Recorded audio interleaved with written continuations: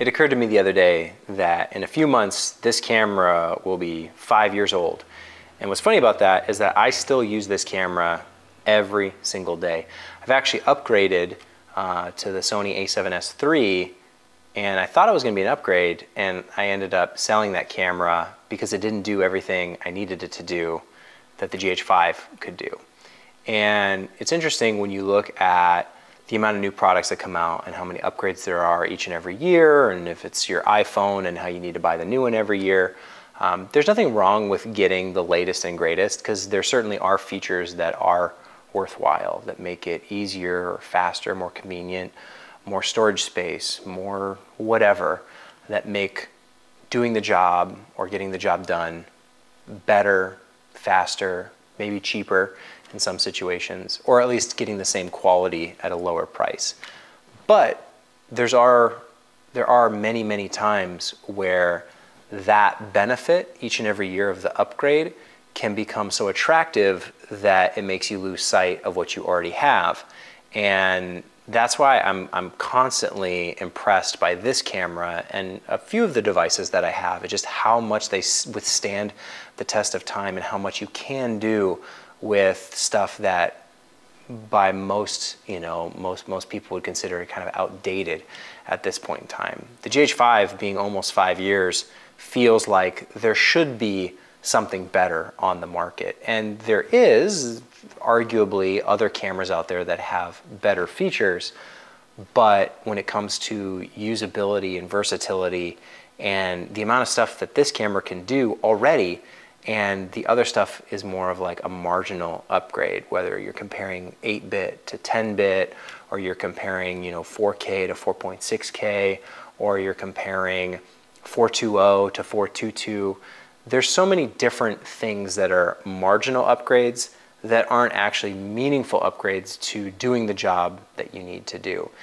And I would really encourage everybody to look at the equipment that you already have, look at the tools that you're already using, and question, are you getting the most out of them? One of the things about the GH5 that I'm realizing is that I'm still at a point where there's more to get out of the camera. And I think that's true of almost any camera or any device. There's a base features that are on the spec sheet, the kind of what the camera comes with, what the camera can do, but then there's the component of how you use it. And it's easy to lose sight of that part because it's the harder part. It's the internal part that doesn't come with a spec sheet, that doesn't say, now you can do this, now you're this level, now you're a level 5 filmmaker, you're a level 10 filmmaker. It's just stuff that comes from experience and using the devices and getting better at them.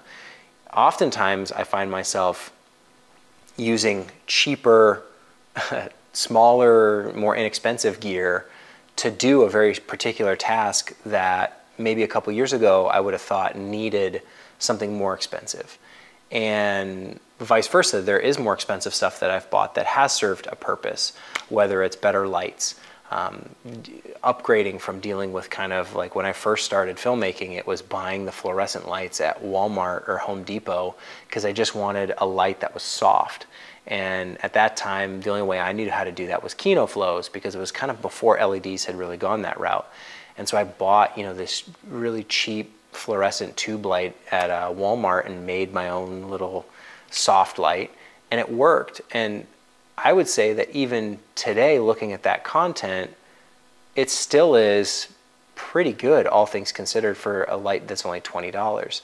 Nowadays, you have lights that are thousands of dollars that maybe have more output, they're brighter, but you also have cameras that are more sensitive.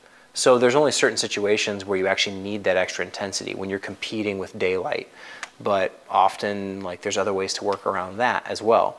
So you really have to just evaluate your gear and look at what you have and say, am I getting the most of this?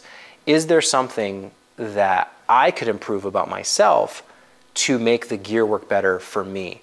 And I would wager that if you have a GH5 or a A7S II or a 5D Mark III, some of the older stuff, you can still get so much out of those cameras because the limitation is not the features of the camera and not having the exact right codec, or not having the perfect low light performance, or not having, you know, the extra frame rate for high frame rate stuff. The lacking component is you as the individual knowing how to use it to its fullest. And that's something I think that you can always get better at. I think it's good to be aware of equipment and gear and what's coming out, and knowing whether, you know, you need an upgrade or maybe you don't.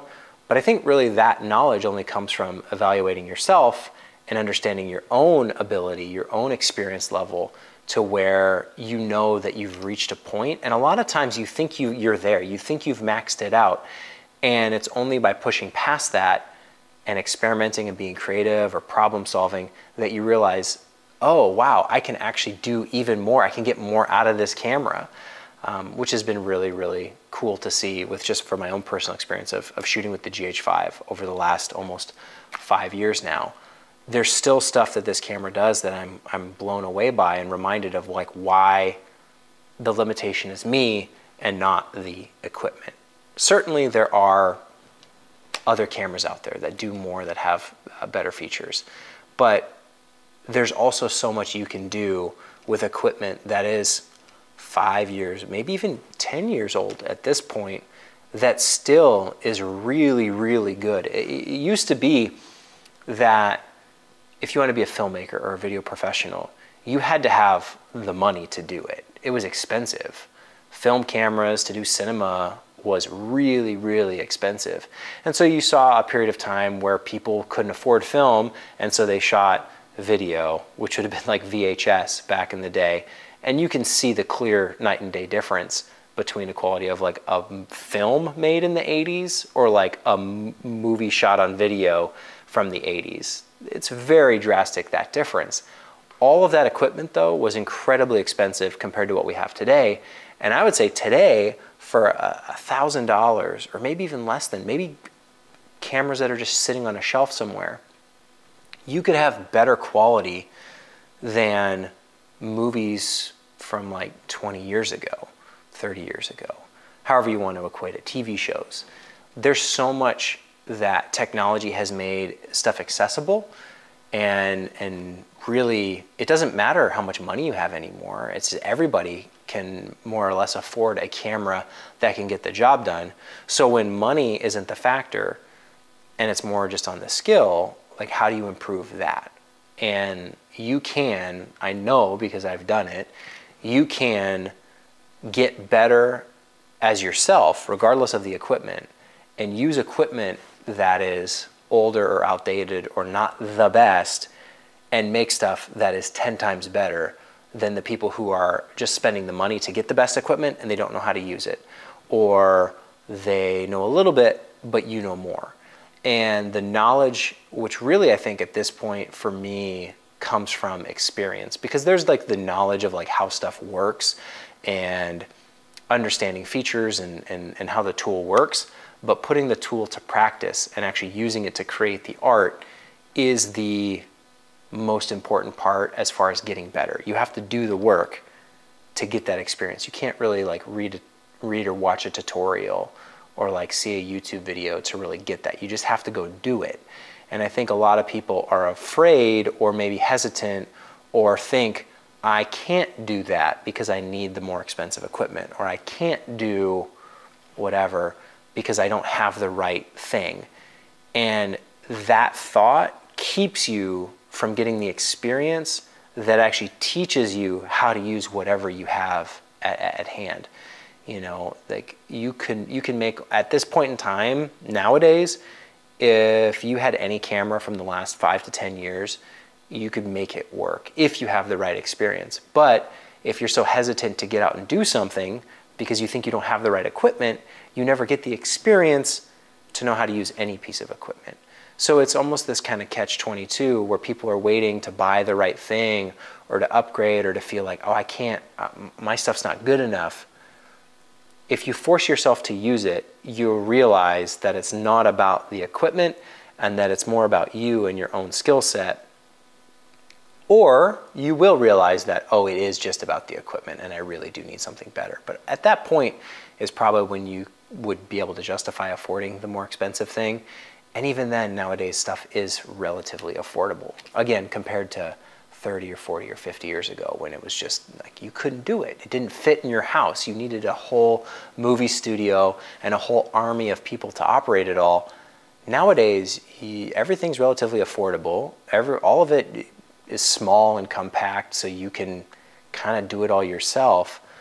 So I really would encourage you, like, take the time to use what you have and just use it as much as possible, because the more you use it, the better you'll get at it, and the more you might find that you appreciate what you have, and you may not need or think you need all that new stuff as much anymore. Or at least you'll be able to make better, more calculated decisions as to what is worth having versus what is just maybe a, hey, I want it, but I don't really need it, and I'll get by for another year using what I have and making it look the best. So really just, it comes down to doing the work and getting the experience each and every day as much as possible.